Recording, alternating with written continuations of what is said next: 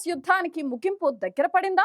ఏడాది కాలంగా కొనసాగిన యుద్ధం ఇప్పుడు ఆగిపోనుందా అంటే అవుననే సంకేతాలు కనిపిస్తున్నాయి. గతేడాది అక్టోబర్లో ప్రారంభమైన ఈ యుద్ధంలో 42,000 మందికి పైగా ప్రాణాలు కోల్పోయారు. దీంతో యుద్ధాన్ని ముగించాలని ప్రపంచ దేశాలు డిమాండ్ చేస్తున్నాయి. అయితే బందీలను విడుదల చేస్తే తాము కాల్పుల విరమణ చేపడతామని ఇజ్రాయెల్ చెబుతుంది.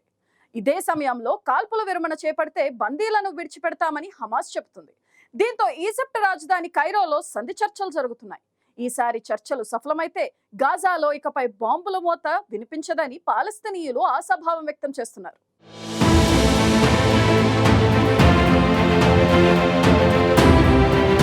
ఇజ్రాయెల్ హమాస్ మధ్య ఏడాది కాలంగా యుద్ధం కొనసాగుతోంది. గతేడాది అక్టోబర్ 7న ఇజ్రాయెల్పై హమాస్ మిలిటెంట్లు దాడి చేసి 1,200 మందిని హతమార్చి 250 మందిని బందీలుగా తీసుకువెళ్లారు.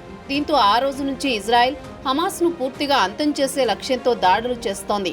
బందీలను విడిచిపెట్టినా హమాస్ను పూర్తిగా అంతం చేస్తే కానీ యుద్ధాన్ని ముగించమని ఇజ్రాయెల్ ప్రధాని నెతన్యాహు గతంలో స్పష్టం చేశారు. దీంతో హమాస్ బందీలను విడిచిపెట్టకుండా ఇజ్రాయెల్తో పోరాడుతోంది. ఈ యుద్ధంలో పాలస్తీనా పౌరులు ప్రాణాలు పోతున్నా దాడులు మాత్రం ఆగడం లేదు. యుద్ధాన్ని ముగిస్తేనే బందీలను విడుదల చేస్తామని హమాస్ చెబుతోంది. దీంతో యుద్ధానికి బ్రేక్ పడడం లేదు. ఈ నేపథ్యంలో హమాస్ను పూర్తిగా అంతం చేసేలా ఇజ్రాయెల్ భీకర దాడులు చేస్తోంది. ఇప్పటికే హమాస్ సీనియర్ నేతలను ఐడిఎఫ్ మట్టుబెట్టింది. Hamas political chief Haniyeh Mohammed డెయీఫ్ను హతమార్చిన ఇజ్రాయెల్ కొద్ది రోజుల క్రితం Hamas military group chief Yahya సిన్వర్ను హతమార్చింది. దీంతో హమాస్పై ఇజ్రాయెల్ లక్ష్యం దాదాపు పూర్తయింది. దీంతో బందీలను విడుదల చేసి ఆయుధాలను వదిలేస్తే యుద్ధాన్ని ఆపేస్తామని నెతన్యాహు స్పష్టం చేశారు. కానీ యుద్ధాన్ని ఆపేస్తేనే బందీలను వదిలేస్తామని హమాస్ చెబుతోంది. ఈ నేపథ్యంలోనే యుద్ధంలో కీలక పరిణామం చోటు చేసుకుంటోంది.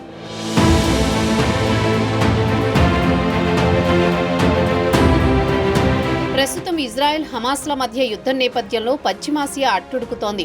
ఈ క్రమంలో ఇరు వర్గాల మధ్య కాల్పుల విరమణ దిశగా అడుగులు వేస్తున్నట్లు తెలుస్తోంది.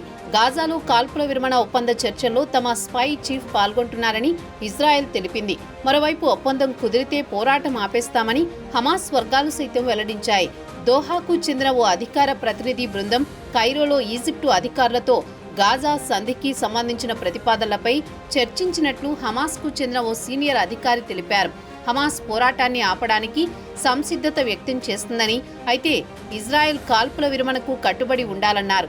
యుద్ధం నేపథ్యంలో గాజా నుంచి వెళ్లిపోయిన ప్రజలను తిరిగి అనుమతించాలని, ఖైదీల మార్పిడి ఒప్పందాన్ని అంగీకరించడంతో పాటు గాజాకు అందే మానవతా సాయానికి అడ్డు తొలగాలని ఆయన వెల్లడించారు. మరోవైపు బందీలను విడుదల చేయడానికి ఓ ఒప్పందాన్ని కుదుర్చుకోవడాన్ని స్వాగతిస్తున్నామని ఇజ్రాయెల్ ప్రధాని నెతన్యాహు పేర్కొన్నారు. కైరో సమావేశం అనంతరం ఇజ్రాయెల్కు చెందిన మొసాద్ గూఢచర సంస్థ అధిపతిని అజెండాలోని ముఖ్యమైన కార్యక్రమాలను ముందుకు తీసుకువెళ్లేందుకు ఖతార్కు వెళ్లాలని ఆదేశించినట్లు ప్రధానమంత్రి కార్యాలయం తెలిపింది. యహ్యా సిన్వర్ మరణం ఓ ఒప్పందానికి దారితీస్తోందని అమెరికా ఆశాభావం వ్యక్తం చేసింది. ఈ నేపథ్యంలోనే ఆ దిశగా చర్యలు జరుగుతున్నాయి.